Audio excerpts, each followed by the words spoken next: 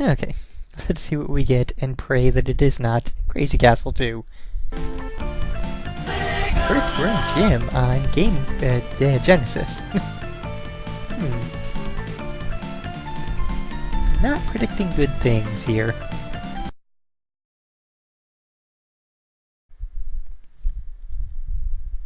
Don't know why I said Genesis. Totally meant Game Gear. Was thinking Game Boy, and then went to Genesis, and yeah.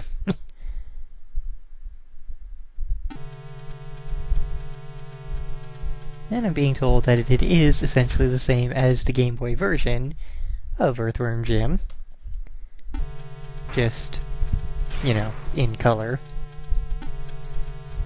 And yeah, testing that now.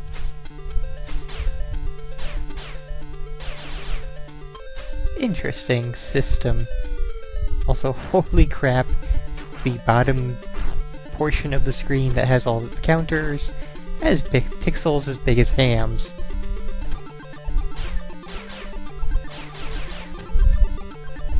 And we don't even get a message telling us cow launched. Or a moo sound effect. Easy! I mean, I know you have only so much space on the cart, but still.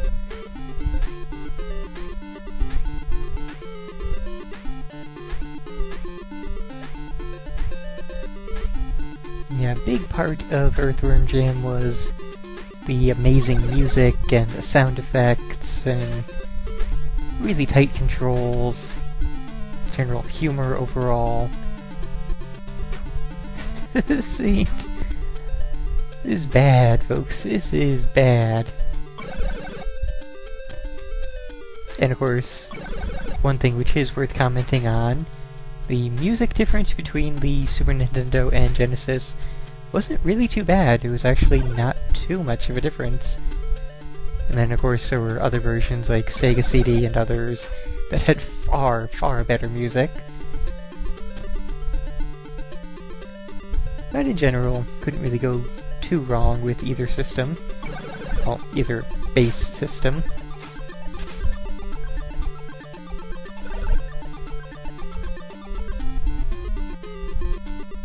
And I had another thing I was going to comment on. It's totally gone now, though. I have no idea what it might have been.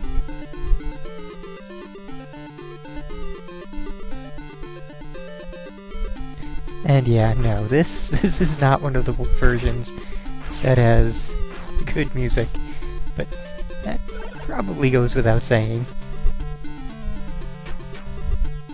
I am so gonna die.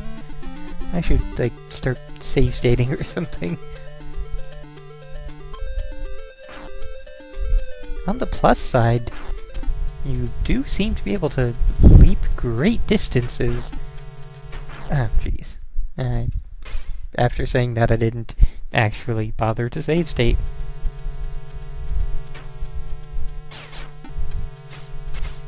There is a very interesting control system going on here. If you really... if you just lightly press the button... Where am I even supposed to go at this point? Anyways, if you lightly press the button, you get the whip. You hold the button down, you get the gun. So that is interesting to me. And as mentioned, since this is exactly the Game Boy version, nothing more, nothing less, this does not take advantage of the fact that the Game Gear does have 3 buttons. So this third button here is doing nothing.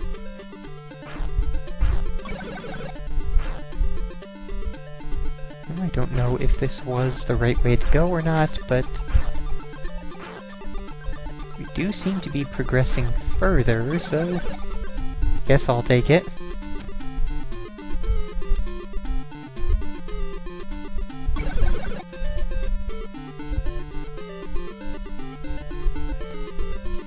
Okay, there we go, there's that mini-boss. I have no clue how we would have gotten here the normal way without going through that secret area. I'm also having trouble telling when I'm hitting him and when it's simply sprite flicker due to too many sprites on the screen. Like, seriously, I have no idea if I am damaging him or not. I do know I'm getting a lot of damage myself, though.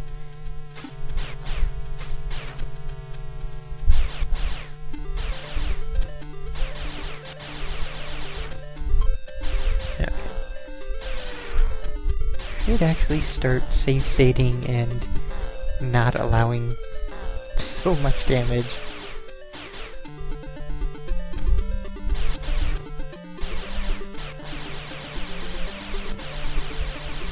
And I know there is... Well, obviously we're gonna hit Earthworm Jim on the Game Boy that we've talked about so often already. But they did do a port on the Game Boy Advance, which was far better just in terms of the actual game itself. Hey! Only get 2% health, but sure, why not? I'll take it. Especially since those are giving me 20% health back instead of 4 like they usually do. I guess maybe... Oh, what? We're... Okay, we're already at the boss, Chuck. Or Upchuck, or something. I think it's Chuck, but don't honestly remember. And smaller screen, so I only Upchuck's like 5 fish instead of around... I don't know, what was it, like 10 that he normally did?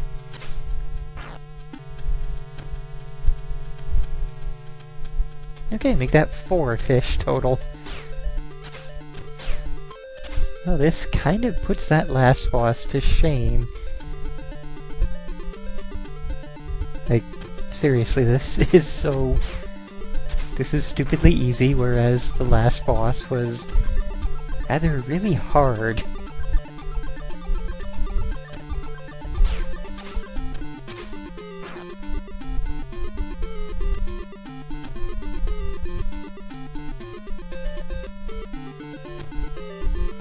Cannot really say this was well done here, game.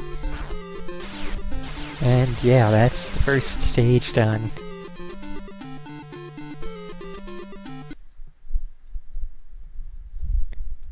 And we can't even make him say groovy! Come on! At least we still have anti-asteroids. Let's listen to the horrendously botched version. Wow! Of this rather good song. So, oh my dear sweet lord. Is there something... No, the buttons are not making me go any faster. What the hell, game? Oh, now the buttons are working. I don't understand why. I'd really need to look at a walkthrough, but at least now it is going at a speed which is not snail. In molasses. In January. In Alaska. In a time when the Earth has spun off its axis and is quickly spinning towards Saturn. I think I'm just supposed to hold down... What is it on the Game Gear? The... A button? 1 button? I forget which. I think it's 1, 2, 3, but... Oh, there's... Well, anyways, we're gonna lose this race miserably, and it doesn't really matter. What? I just got the whoa Nelly. Why didn't I zoom forward? Also, we're supposed to be picking up 50 of these little bubbles for a continue, but it's not looking like we're gonna hit that mark, and I didn't really see too many that we passed. Also, we have passed Psychro. I have no real idea how, given the speed that we were going at through the entire thing. But yeah, this... Wow. Completely worse music. Oh, and I never even knew that you could get killed on the anti-asteroid stage. Like, I knew you could fight Psychro at the end if you lost, and there you could get killed, but I didn't know you could die in the main portion of the stage. Well, between stage, mini-game stage stage. So yeah. The total loss of all the sound effects, obviously worse music, speed of slow. There was really no benefit whatsoever to this.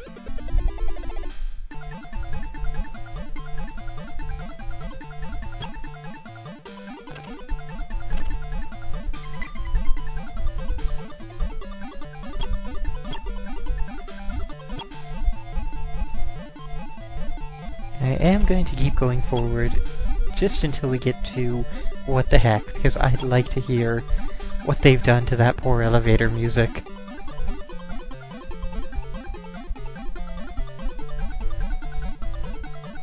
I'm just glad that I did not see an Earthworm Jim 2 game in there. On the Game Gear at least, I'm pretty sure that I know for a fact that the first Earthworm Jim did eventually get ported to the Game Boy Advance, and it was in general better than this. Still not as good as either the Super Nintendo or the Genesis versions, but not nearly this bad.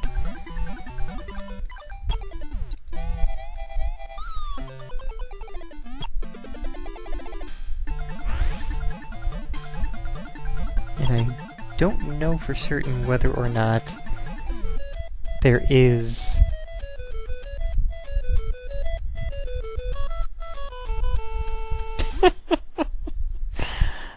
oh, that music. Okay, but yeah, I don't know for certain whether or not there is an Earthworm Jim 2 on Game Boy Advance or not. I'll have to look that up, and... okay.